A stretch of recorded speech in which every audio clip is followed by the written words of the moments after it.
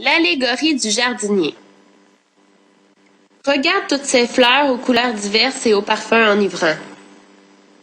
Dans un jardin, on retrouve toutes sortes de variétés de semences et ce sont les différences de chacune qui en font la beauté, puisque chaque fleur apporte sa couleur.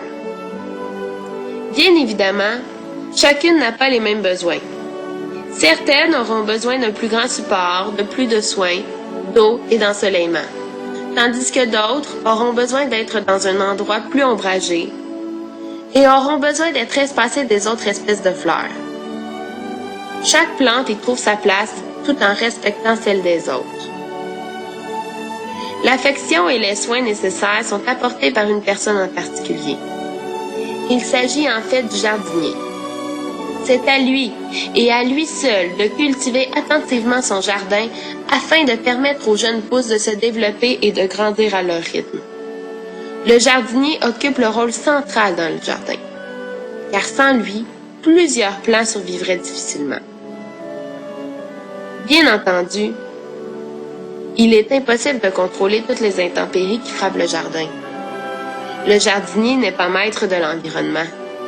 Cependant, lorsqu'un orage survient et que certains plants poussent croche, que certaines fleurs se font piétiner, il sera toujours là pour redresser les plants et installer les outils nécessaires.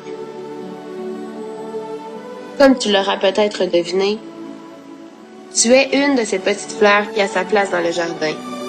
Et tes voisins sont les élèves de la classe. Laisse le jardinier prendre soin de toi, car c'est lui l'expert qui sait de quoi chacun a besoin pour mieux grandir et se développer.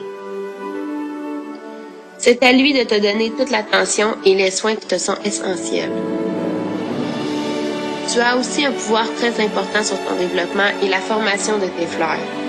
Sans tes efforts et ta motivation, le jardinier ne pourra bien te cultiver. Laisse-le prendre soin de toi et fais-lui confiance. Lorsque tu viens à l'école, la classe peut être comparée à un lieu de jardinage. Ainsi, dans un jardin, on retrouve toutes sortes de semences, de plants ou encore de variétés de fleurs. Ce sont ces mêmes semences, ces plants, ainsi que les différentes fleurs que l'on retrouve qui représentent chacun des élèves de ta classe.